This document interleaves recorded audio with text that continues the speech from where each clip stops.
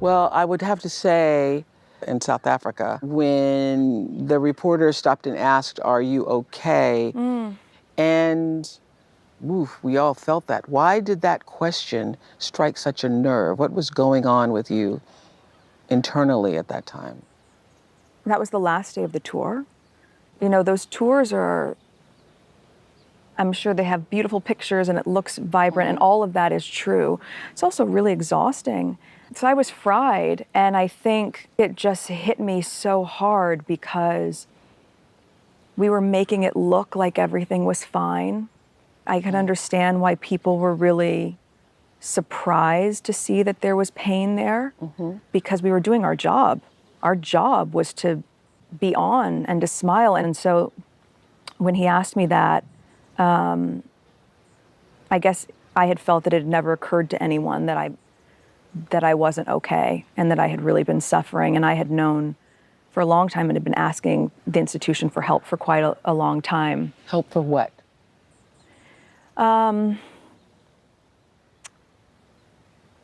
After we had gotten back from our Australia tour, which was about a year before that, and we talked about when things really started to turn, when I knew we weren't being protected. And it was during that part of my pregnancy especially that I started to understand what our continued reality was going to look like. What kind of protection did you want that you feel you didn't receive?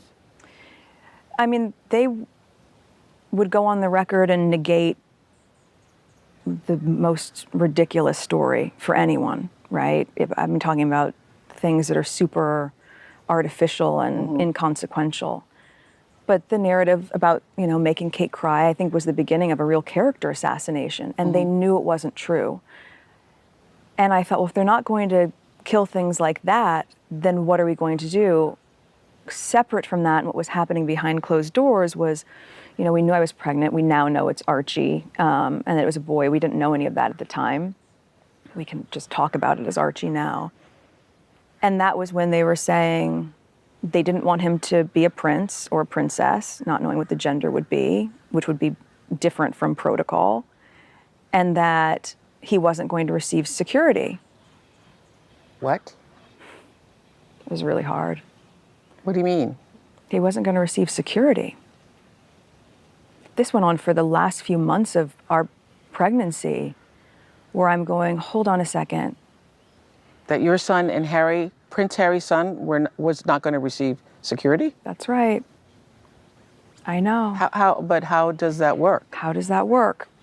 It's like, no. Because if he's not going to be a prince, it's like, okay, well, he needs to be safe.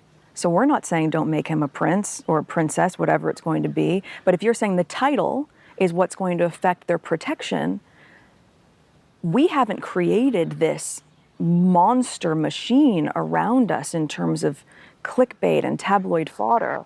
You've allowed that to happen, which means our son needs to be safe. So how do they explain to you that your son, the grandson, the great-grandson of the Queen, is not going to he wasn't going to be a prince? How do they tell you that? And what reasons did they give? And then say, and so therefore you don't need protection?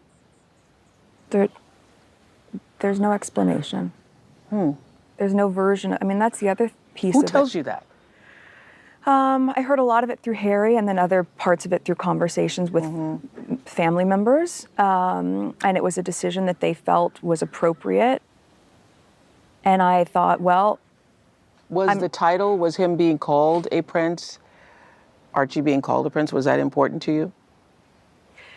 If it meant he was going to be safe, then of course. All the grandeur surrounding this stuff is an attachment that I don't personally have, right? I've been a waitress, an actress, princess, a duchess. I've always just still been Meghan, right? So for me, I'm clear on who I am, independent of that stuff. And the most important title I will ever have is mom. I know that. But the idea of our son not being safe, and also the idea of the first member of color in this family not being titled in the same way that other grandchildren would be.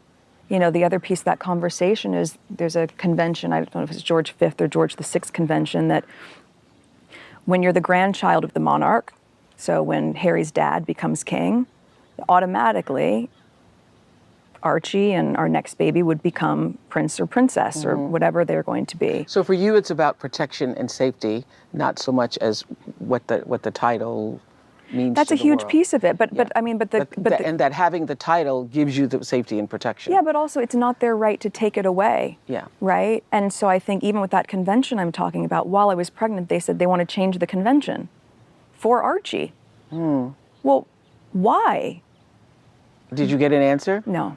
You still don't have an answer. No. You know, we had heard, the world, those of us out here reading the things or hearing the things, that it was you and Harry who didn't want Archie to have a prince title. So you're telling me that is not true? No, and it's not our decision to make, right?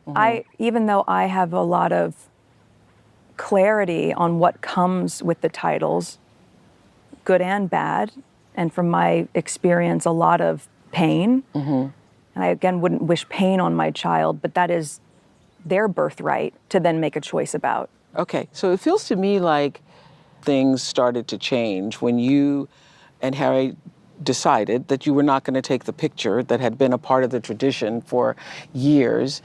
And We weren't asked to take a picture. That's also part of the spin that was really damaging. I thought, can you just tell them the truth? Can you say to the world, you're not giving him a title and we want to keep him safe, and that if he's not a prince, then it's not part of the tradition? Just tell people and then they'll understand. But they wouldn't do that. But you both obviously were aware that that had been a part of the tradition, and was there a specific reason why you didn't want to be a part of that tradition? I think many people interpreted that as you were both saying, we're going to do things our way, or we're going to do things in a different way. That's not it at all. I mean, I think what was really hard, so picture now that you know what was going on behind the scenes, right? There was a lot of fear surrounding it. I was very scared of having to offer up our baby, knowing that they weren't going to be kept safe. You certainly must have had some conversations with Harry about it and have your own suspicions as to why they didn't want to make Archie a prince. What are those thoughts? Why do you think that is? Do you think it's because of his race? And I know that's a loaded question, but I can give you an honest answer. In those months when I was pregnant, all around this same time, so we have in tandem the conversation of he won't be given security, he's not going to be given a title, and also concerns and conversations about how dark his skin might be when he's born. what? And Who is having that conversation with you? What? so There is a conversation. Hold up. there's Stop several right now. there are several conversations. There's a about it. conversation with you With Harry. about how dark your baby is going to be? Potentially, and what that would mean or look like. Ooh. And you're not going to tell me who had the conversation? I think that would be very damaging to them. Okay. So how does one have that meeting? That was relayed to me from Harry. Those were conversations that family had with him. And I think Whoa. it was really hard to be able to see those as compartmentalized Because they were conversations. concerned that if he were too brown, that would be a problem. Are you saying that? I wasn't able to follow up with why, but that if that's the assumption you're making, I think that feels like a pretty safe one.